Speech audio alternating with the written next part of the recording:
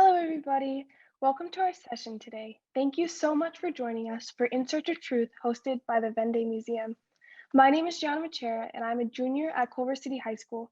Together with the rest of my colleagues of the In Search of Truth Student Council, I am pleased to welcome Daniel Lee as our special guest for today's discussion on truth and politics. Culver City Mayor Dr. Daniel Lee became the first African American member of the Culver City Council in its over 100-year history in 2018. A veteran of the U.S. Air Force and California Air National Guard, he currently works as project director at the James Lawson Institute.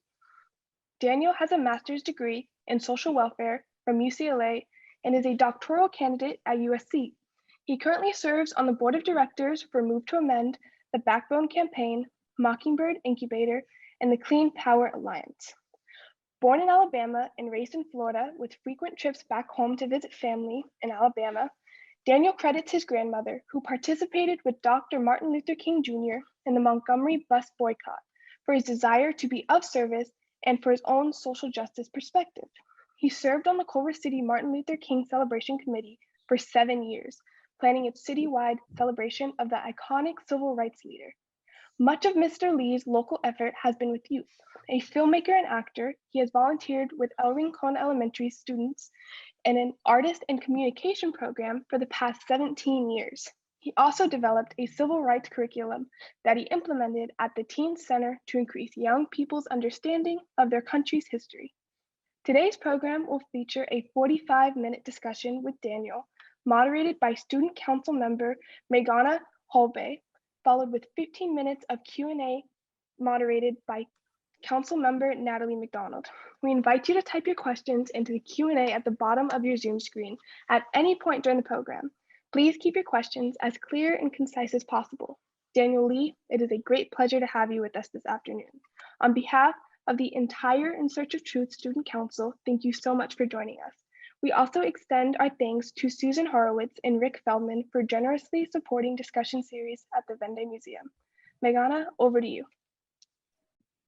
Thanks, Gianna. I just want to start by saying welcome, Daniel. We're so honored to have you at the series.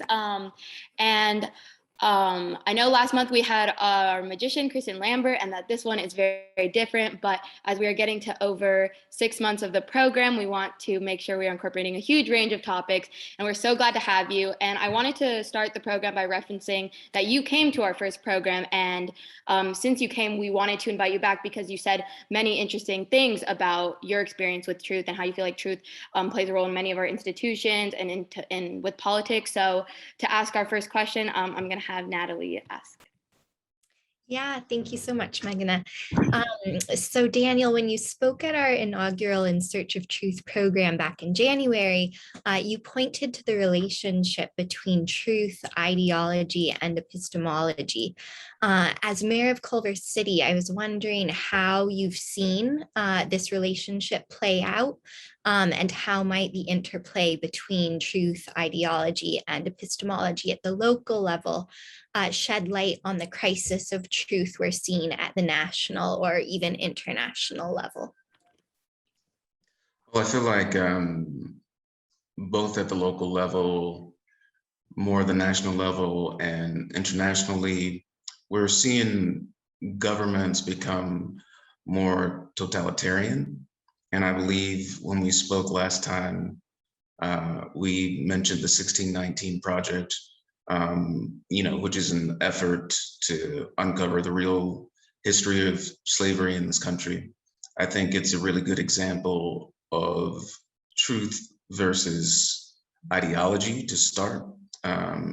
Most of us were taught an incredibly simplified version of history in high school, even if we went to a great high school. All my high school classes were AP history, and I was in the International Baccalaureate program. Pretty good standard. There were still huge holes, and that infects our culture. That infects this sort of nativistic streak that is embedded in a lot of the totalitarian thoughts. It's frankly sort of flabbergasting that in the United States, the nativistic talk is coming from mostly white men who really don't reference the fact that they aren't native to this country, and indigenous people are. That, of course, is affecting our politics nationally. Locally, I think there is an attempt by people to sort of cast Culver City in the same light as the politics that are happening nationally. There are some very loud people, mostly who don't like me, who come to our city council meetings all the time and tell us we're destroying the city and every decision we make is wrong and this and that. But Culver City, I think we're similar to our congressional district. We are about 70 to 85% Democrat. And of course, I think the Democratic tent is too large, but nevertheless, most people in the city actually agree. But there's an attempt based on ideology, which is really around who has historically been in power in Culver City, sort of a good old boys club tied to the Chamber of Commerce versus more progressive councils that have been in existence for the last 3 or 4 councils. And there's an attempt to say that everything that is new, that is coming from the space of progressive ideology, is wrong and is at odds with the truth, rather than saying that these people want to do things differently and they're in power. I think it's really hard to sort of separate ideology from systems of knowledge or epistemology in this case, because if people grew up historically in the United States as a Democrat or Republican, they've had talking points beaten to their head since they were like 7, 8, or 9. And whether or not those things don't exactly fit with the reality, those are the systems of knowledge that they've grown up with. And that's how they know how to interact with the world and how to characterize the world. So it affects their ability to see what is true and what is not true. And to make a distinction, it affects their ability to make a distinction between truth and what's really just their internal ideology. And it's not just, conservative people or liberal people. It's everybody has, this issue to some degree. It's just amplified right now with the rise of totalitarianism, which has, historically coincided with the rise of attempts to rewrite history and or erase history and or erase people. And that's what we're seeing right now nationally. And that's an attempt right now with some of the actions we've taken in Culver City. Like, there's this attempt to say that the truth is the council is not doing anything about homelessness. Even though we bought 2 motels on Sepulveda, we're converting them to permanent supportive housing.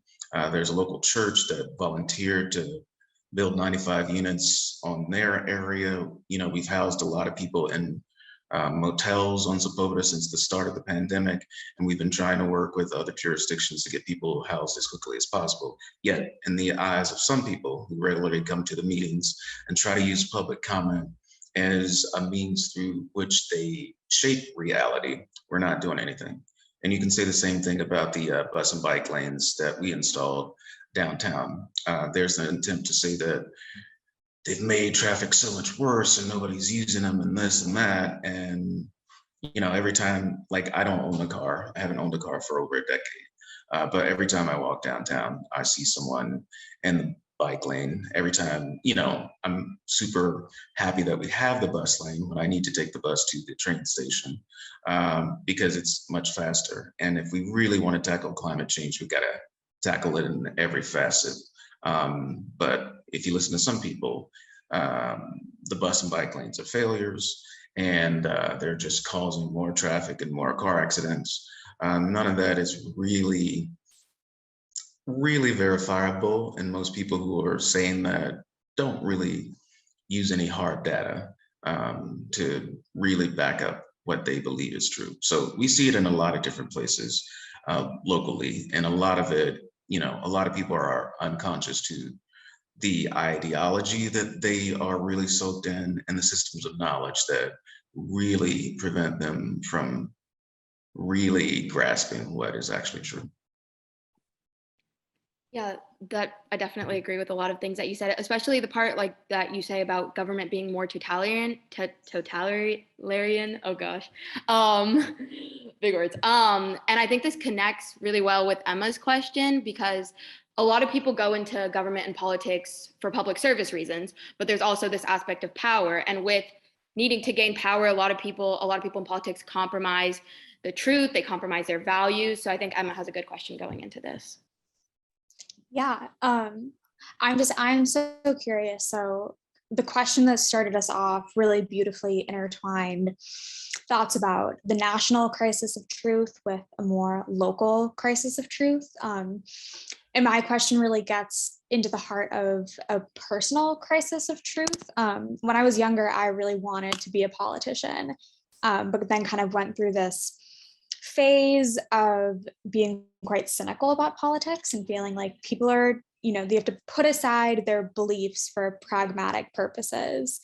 It sounds like from the answer you just gave, you have a really inspiring way of kind of sticking to what you believe is better for Culver City and for the community. But I'm curious if you've ever felt faced where your sense of truth felt threatened by your career as a politician. Yeah, I mean, I think the way that comes in almost immediately for people running for office is fundraising. Oftentimes, the people who are the most able to donate to you are people who don't exactly believe what you believe, but believe that you can be elected. And or they believe if they give you money, even if they don't ask for a favor directly, even if they don't ask for a favor for like 2 or 3 years, eventually, they'll be able to rely on you. And I think, that's one of the ways that politicians in general, who may or may not, I think, there are a lot of people who get into politics and people are like, oh, they've changed. And it's like, they didn't really change. You just weren't paying attention. You just saw their campaign commercial and you were convinced. You didn't do any research. For the last decade, I've been on the board of directors for Move to Amend, and we're pushing for an amendment to the Constitution that says corporations are not people and money is not free speech. It's HJR 48. Our lead sponsor is Pramila Jayapal.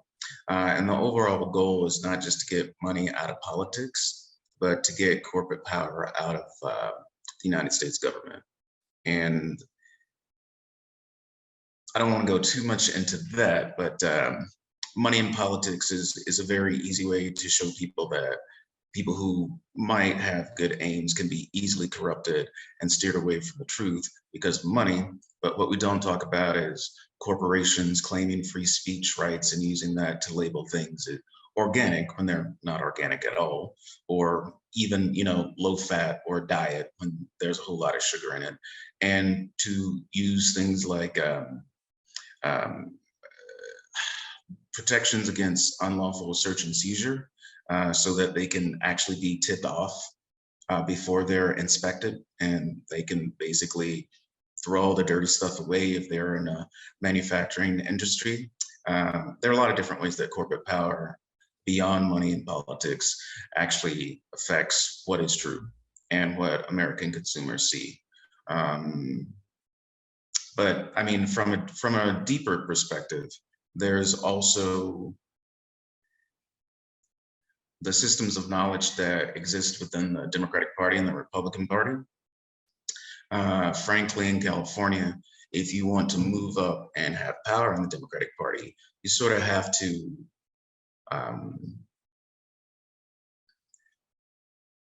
basically abide by certain unwritten rules. There are certain things that you'll see a lot of up and coming politicians do. Their wardrobe will change. They'll start working out. If you've never seen them with an animal, suddenly they'll have a dog, and a dog will be in all of their pictures.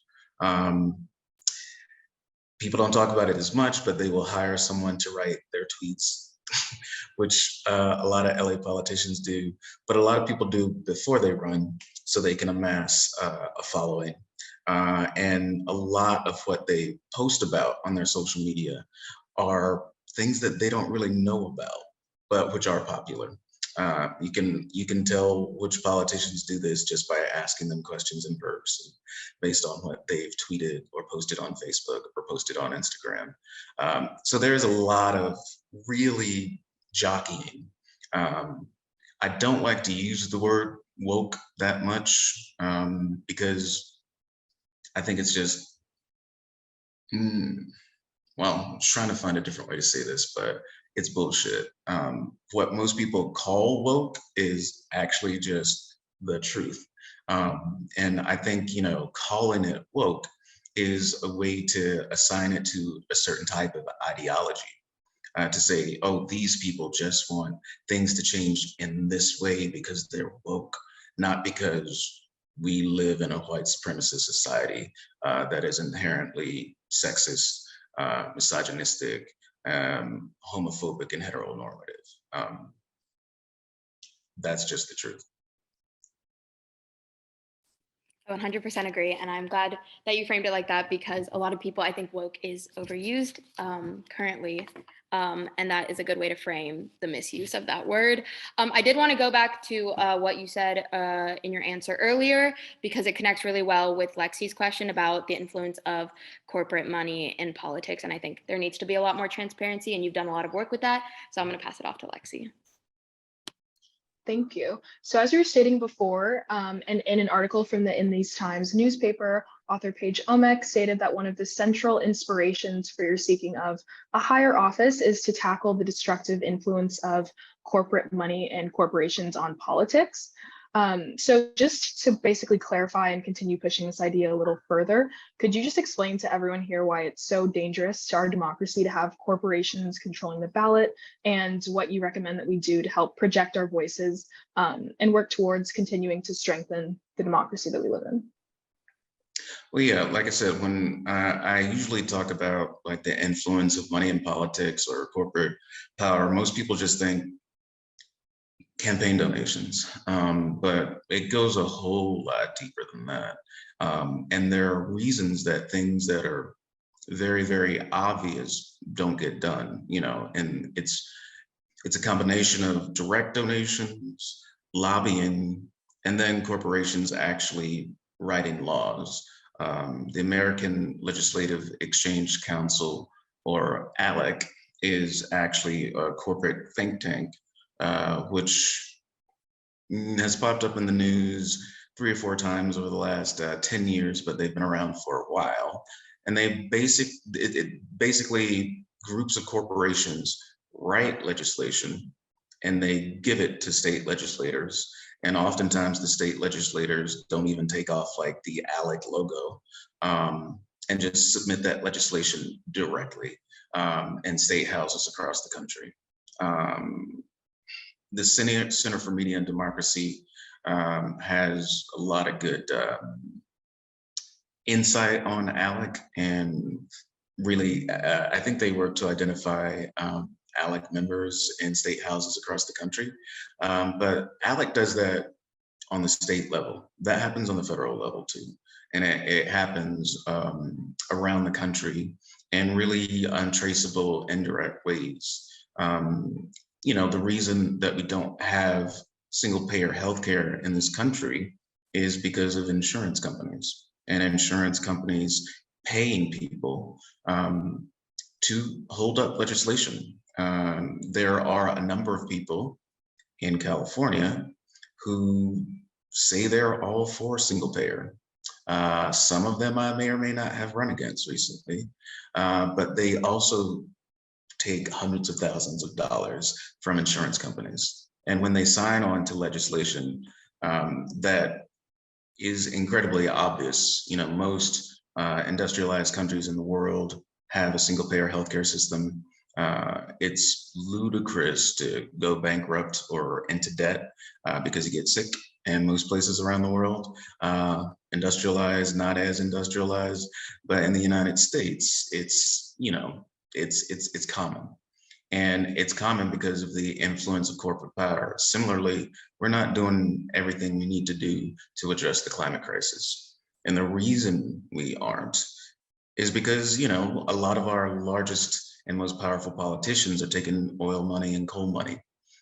Even though from an economic perspective, most economists would tell you that both of those things are bad investments. But they can continue to be good investments as long as we don't act. And it's not just Joe Manchin or Christian Sinema. They are scapegoats. They are, you know, the revolving villain. It's many, many, many, many Democrats, and you know, most Republicans, but it's very many Democrats who are just taking money and basically assuming either they will be fine or scientists or some type of Silicon Valley nerd will solve the problem in some weird way, and you know, doesn't matter, or that the problem is too large. And for those of us who really want more action, you know, it can be frustrating because the problems do seem large, but we've done incredibly large things before. There's the polio vaccine. When I was growing up, there were CFCs, chlorofluorocarbons, and aerosols. We had huge holes in the ozone layer, and you know, we had a large greenhouse effect. But scientists pointed it out. Countries agreed, wow, that's bad. We got rid of chlorofluoro, I can never pronounce it, but CFCs, and the holes in the ozone closed. We can do it. We went to the moon. We can do it. We just are being held back because of the influence of corporate money and corporate power and capitalism, which says that, you know, the greatest good is the greatest profit, to the detriment of the health and safety of people, you know, in Culver City, in California, in the United States, and around the world.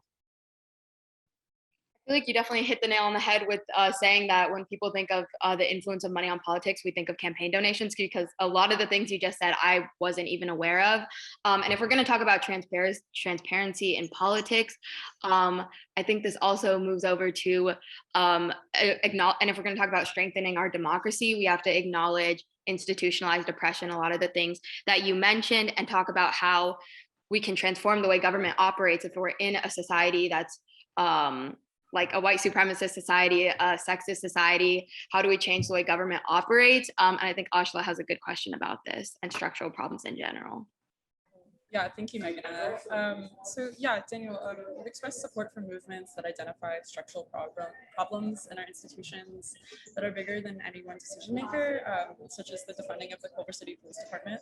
I was wondering how you reconcile that conception of politics as one that is like oppressive by design with your role as a leader of one of those institutions who seeks to change it. I think the concept of like ACAB, that all those who participate in institutions of inequality are inherently forces of oppression. How do you think those who are entering politics can be positive influences in their community in spite of this complicity? And perhaps you could talk about your involvement with affordable housing and rent control in a city that's historically implemented redlining and segregation. So let me make sure I have your question. So there are a lot of people, there are a lot of different theories of change, and most of the way change has happened in this country is actually not well documented. A lot of the change that has happened in this country has happened through organizing and activism. And usually if you read about the civil rights movement, it's like a couple paragraphs in your high school history book. They don't mention the women's rights movement, like the one from Seneca Falls and the one in the 60s and 70s. They don't mention the American Indian movement. They don't mention the gay rights movement. They don't mention that the changes that we have commonly attributed to politicians in this country, even folks like Abraham Lincoln, were things that were actually brought to the fore by organizers. So some people choose to stay completely outside of the political system and just pressure the system. In the context of the heavily moneyed political system we have now, I don't think we can do that. I think it's very easy to ignore you if you're only outside. Most people these days talk about an inside-outside strategy, but they don't actually do it. It's become cool for politicians to call themselves organizers or activists, even when they mostly just worked at a nonprofit. It's not the same.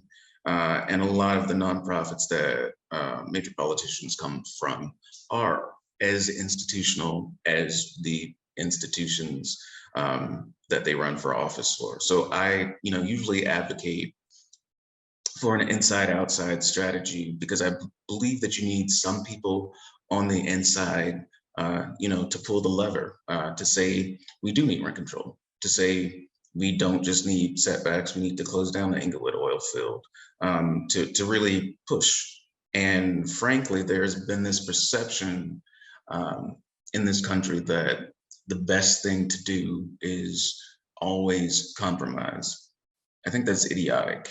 From a negotiating perspective, you need to treat every instance as an individual thing. Sometimes it's good to compromise. Sometimes it's good to stick to your guns. Sometimes it's good to not fight this battle. And there's a disconnect between the politics of people in Culver City, in Los Angeles County, in California, and in the United States, and the politicians who represent them. Most people in the United States are in favor of single-payer healthcare. Most people in the United States are in favor of doing a whole lot more about the climate crisis. Most people in the United States are in favor of the government building more housing, which is the only way we're actually going to address the housing crisis for low-income people. Building more market rate housing is not going to help anybody who's at the bottom. If people are at the bottom now and they're in the precarious position, building more housing that could eventually help them in a few years will end up with them being homeless before, the dumb trickle-down theory works. But to get back to your question, I believe that you need some people on the inside, but I also believe you can't just be on the inside. If you're just on the inside, you become fully part of these oppressive systems. If the US was like other countries, and I believe one day the climate crisis or the crisis of income inequality might push us to be, we might be able to stand on the outside. Every few years, there's some large uprising, like the uprising in 2020, I don't know, more like Occupy, where large groups of people around the country get together and make their voices heard. But either they're repressed by the police or they unravel themselves. And other countries, and very recently, I think in Sri Lanka, the populace just gets together, they say the president's got to go, and they don't leave the streets until they get what they want. Ultimately, if we want action on the climate crisis in this country, that might be what we have to do. But as it comes to politicians being either sucked in or new infrastructure for these oppressive systems, I think it's important to stay connected to groups on the outside that are doing the work and that are trying to hold politicians accountable. I'm very connected to a lot of different groups in the Los Angeles area. And recently, a lot of people from many of those groups have either won elections in LA City or will win elections in November. And if you have a locus of power, even if you're in an impressive institution, you can change it. We're very close to having a progressive to socialist bloc on the LA City Council. That's a real possibility. There might be 4 to 5 council members in LA City Council that actually want to work and advocate for working class people. And that can only happen if there's one person inside that says, hey, it can be done, we can do it. And as I said, the difference right now is most of the voters actually agree with more progressive policies. Most of the voters don't actually feel that they're adequately represented by their officials. It's different on the local level. In Culver City, I think overall, people do agree with the direction that the council has taken over the last 3 councils. People who are resistant to change, of course, think it's the worst thing in the world.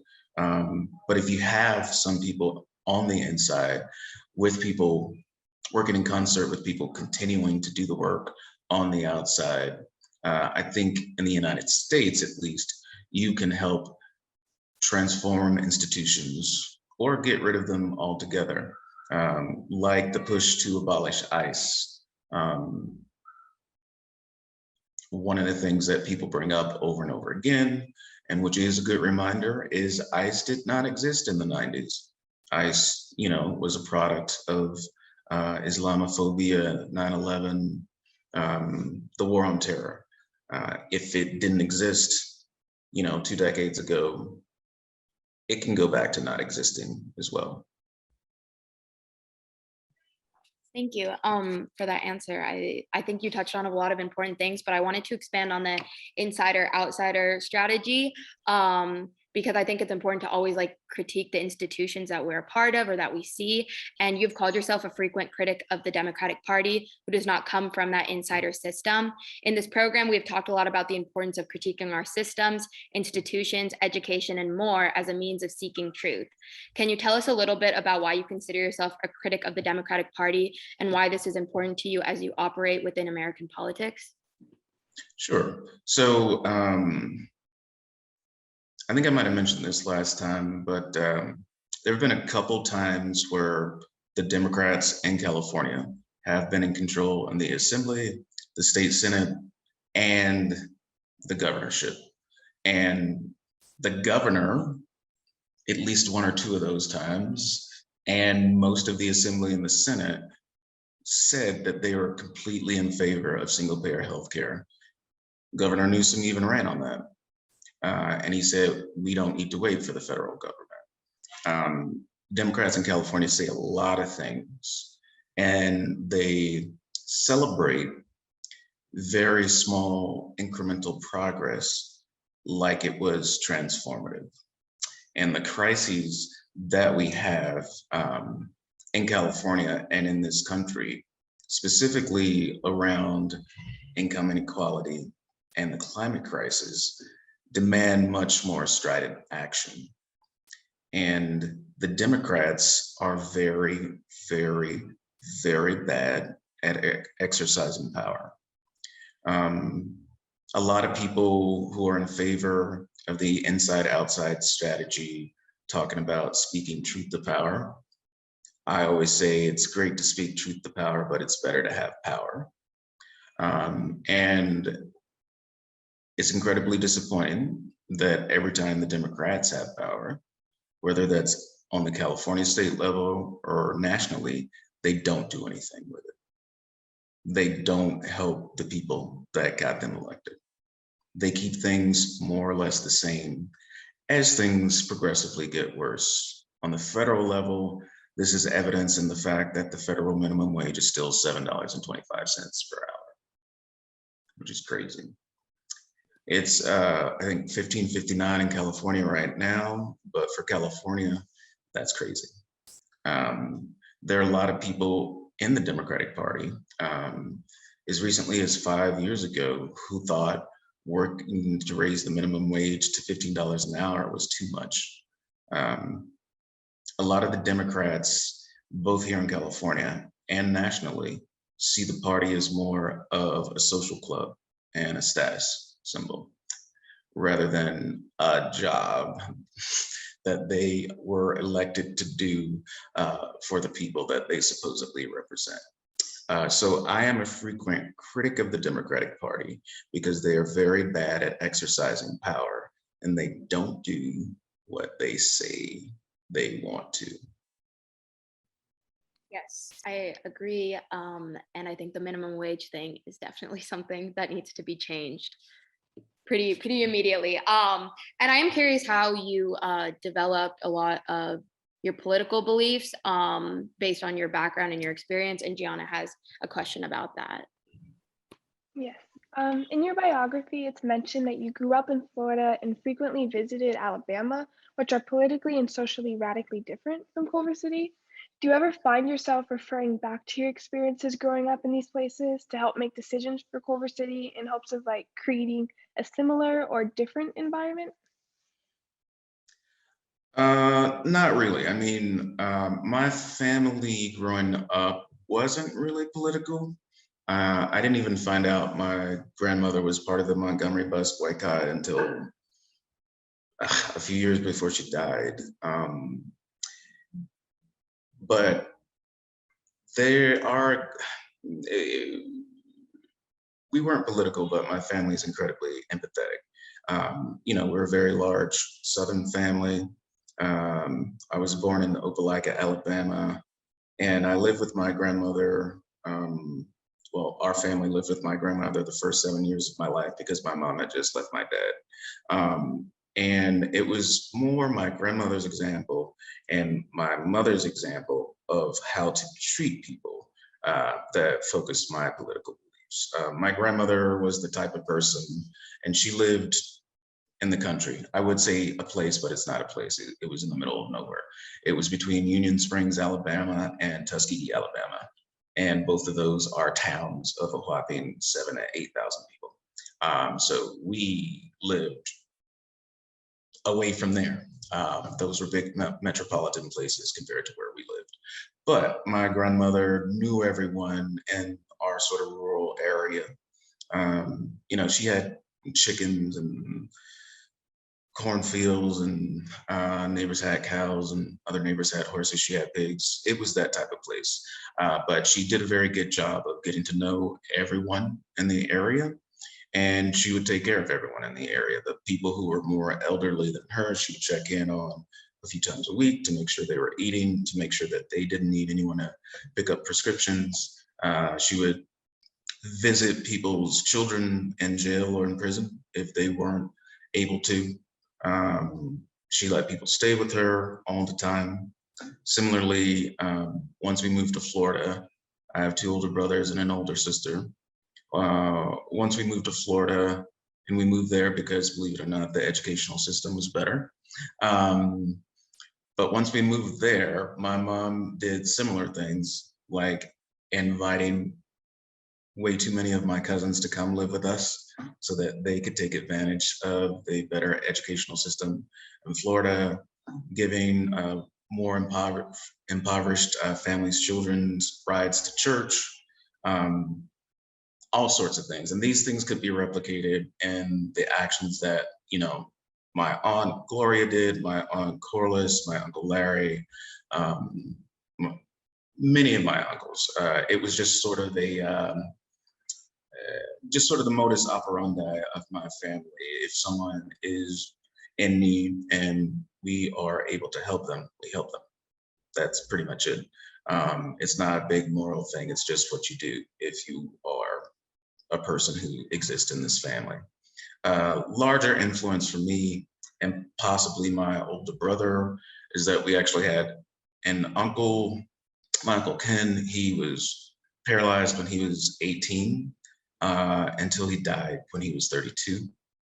And during the summer, during a lot of my summers in 8th grade, well, in middle school and high school, I basically took care of him to give my grandmother a break.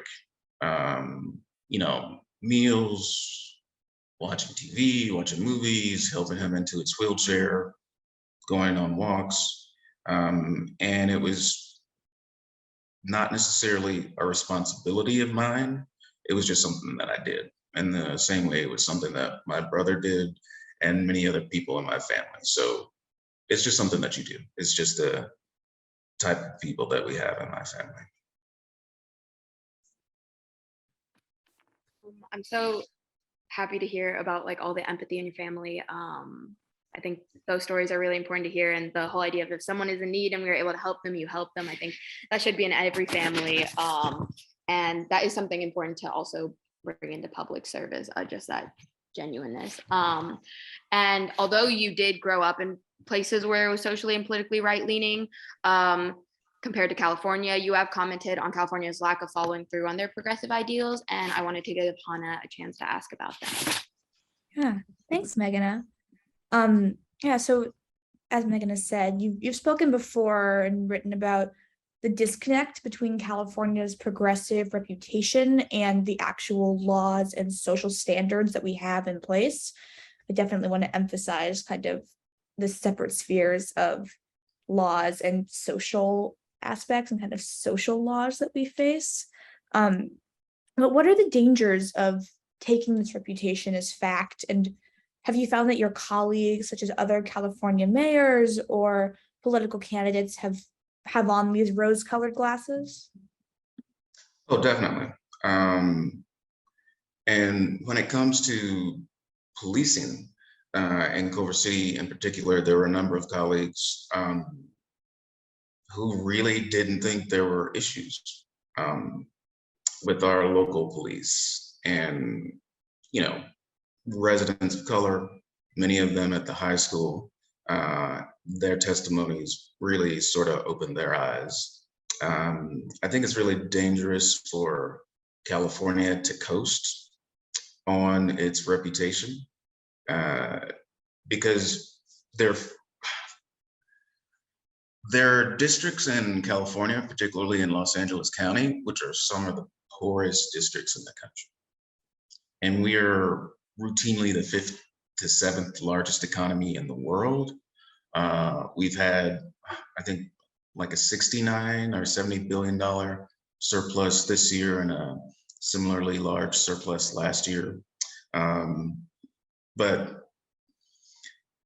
the crisis of homelessness, even before the pandemic, has exploded. And though housing has been built in Los Angeles County in the last 20 years, most of it has been luxury housing. So patting ourselves on the back about how much housing we're building or how much we're doing for the environment, for instance, while people across Los Angeles County get sick, get brain cancer, get emphysema, and die, it's incredibly dangerous. It makes us feel like, well, we're doing as much as we can. It's all of this relativism where we are constantly comparing ourselves to like West Virginia when it comes to climate policy. Of course we look good. But there are other states that are doing much better than us in other areas, and that doesn't get spoken about as much because it's like, oh, it's liberal California. The governor just vetoed a bill for safe injection sites. And these are, you know, places where people who use intravenous drugs can safely inject, but, you know, get some care to make sure that they don't overdose and then also be connected to treatment, which helps them, you know, beat their addiction.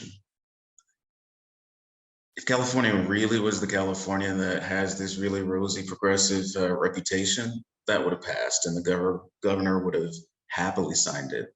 He is triangulating because everyone knows he's running for president. If not in 2024, then in 2028. And he wants to be in the center. He is in the center. And most of the progressives in California who call themselves progressives are centrist. And I think that is dangerous. I think the entire scale is dangerous to some degree. I think to some degree, we should just be talking about service and how many people we get off the street, how many people we make healthier, how many people we protect from polluting industries.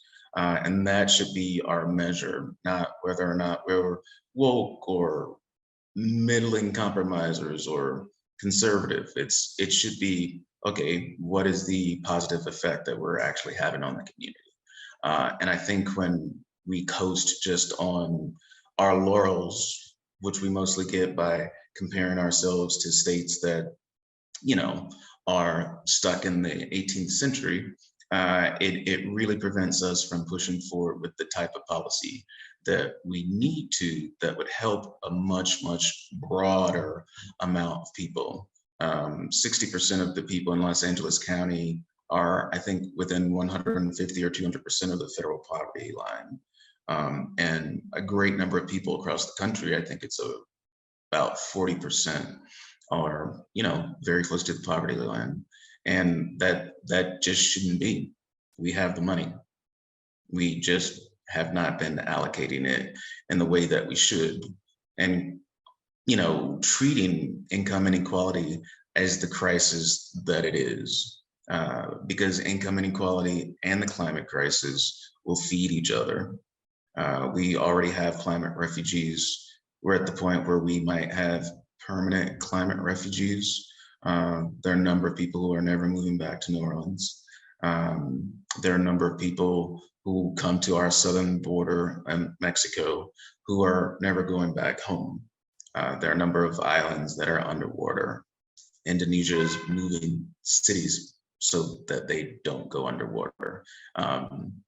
Patting ourselves on the back is not going to get us to the solutions that we need. 100%. A lot of people have said that American politics is shifted to the right if something like free universal health care, or what was the other one? We'll just say free universal health care is something that's debatable, that we need to, you know, kind of relook at what we consider to be progressive. And on that note, you know, we'd obviously love to ask you questions for hours. I wanted to pass it over to Natalie to go into the Q&A. Perfect. Thank you so much, Meghana. What a thought-provoking conversation. Viewers, please, we invite you to enter your questions into the Q&A, which you can find at the bottom of your Zoom screen. So please feel free to do so. To begin with, we do have a question from the audience, from Eric, regarding, Daniel, your service in the U.S. Armed Forces, where you risked your life for our country. Now that some time has passed, have you had any second thoughts about what you were asked to defend? Can we talk about the military-industrial complex, imperialism, and corporate demands for the national resources of other countries? Yeah, I should start by saying, growing up, both me and my older brother would even make jokes about how we're never joining the military. And I should also say, when I was in the military, even though I was trained on the M16 and I got a marksman ribbon, I was a pretty good shot. I never had to shoot at anybody. My job was SATCOM, wideband telemetry and space systems, which was basically a bunch of different communications things. But I joined principally, and this sort of connects to the issue of the day with the president, I joined principally to get help paying off my student loans. I went to USC for undergrad. It's not the cheapest school in the world. I should have probably thought about that before I went back for my doctorate, but there were a lot of things that I wanted to do in the entertainment sphere, and it was around the time of a very bad recession. So every job that I could get was not paying me enough to actually really pay off my student loans. And most of the people that could help me, I did some internships with the New Line Cinema and Fine Line Features prior to graduating. Shortly before I graduated, some companies merged and everyone who was going to help me get a good job got laid off. So it was sort of the perfect storm of things. And I didn't want to waste years working at a job that, you know, made me unable to, unable to pay my rent and unable to pay my student loans. So I joined. And I say this a lot, but like, we don't have a draft in the United States anymore, but we have an economic draft. And most of the people that I met while I was in the Air Force, were not political. They were poor. They joined, like me, to get money so that they could afford to go to college, or they joined because the cities and the towns that they lived in had no opportunity whatsoever. And they wanted to see the world, and they knew it was the only way they could. Of course, in basic training, they try to drill some propaganda into your head. I remember when I was in basic training, the drill sergeant would, while we're marching or while we're exercising or while we're running or something, talk about how, you better get in shape because Osama bin Laden's gonna blah, blah, blah, blah, blah, blah. And then we declared war on Iraq, and he spinned on his heel and was talking about, we really need to get you all in shape to fight Saddam. And it was just obviously naked indoctrination. But there are a lot of very smart, empathetic people, and as I said, just a lot of poor people. And the trend recently, a lot of people used to stay in the military for a very long time. My uncle was in for 30 years. They practically had to kick him out. My aunt, my niece now, a lot of my uncles. But more and more, when people do join the military, especially if they join at like 18, which a lot of people do, they're staying in for like 2 years or 4 years, and they're getting out. Or they're staying in, they're sent on a tour where they actually have to see something traumatizing, and they get out. And I think people, even though we don't show war on our TV screens as much as we used to, which I think we should, the people who actually get to see and experience war never want to see it again. And a lot of the people who I have organized with, or who are activists, anti-war activists here in the Los Angeles area, are veterans. And they are veterans who don't believe that we should be sending 18-year-olds off to fight wars for oil corporations. And I think generally the public agrees with that. There was a period of time in which people could join the armed forces and be in for 8 years, 10 years, and never have to pick up their gun except to requalify each 2 years. And that was a good period for a lot of people. But more and more people are seeing that not just the Iraq War, but to go back to the 1619 Project and other real history projects, many of our wars from the founding of this country have always been fought for corporations. Absolutely. And it's such a good reminder and such an important way to think about an economic draft. So thank you for that. I'd like to turn to a question from the council, actually. This is one of Meghana's questions. So what are ways that students can combat the spread of misinformation and fake news within their consumption of news and politics? And how can we teach students to properly learn about political events without being heavily influenced by fake news? Given your experience working with youth, we're curious what your thoughts are on this question. Well, I think the most important thing is sort of programs like this that promote media literacy.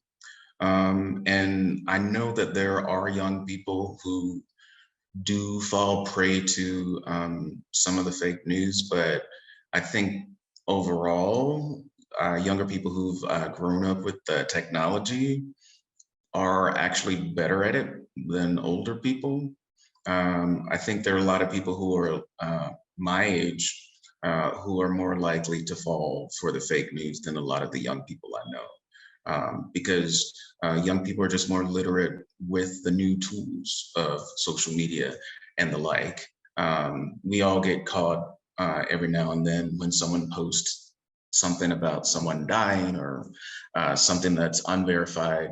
But there are resources out there. I think factcheck.com, PolitiFact, and other things that people can actually use. Plus, I mean, for me, the one thing that broke down and continues to break down my own personal biases, stereotypes, and prejudices is actually going to see for yourself or experiencing something yourself. And I think one of the weird benefits of COVID is that it has opened more people to virtual situations like this, where you can actually be in conversation with people around the country and around the world. And there are opportunities to hear directly from people who are experiencing oppression or who, are in some place that, the US or the UN is saying we're going for peacekeeping purposes, and, can tell you that it's like, no, it's this corporation right here, and they're taking over our government, and the US is really pretty much just supporting them. But there are resources, and then I think there is just this technology and curriculum like the one that you're going through that help. And unfortunately, I feel like that's about it at the current moment. It's like, it's really about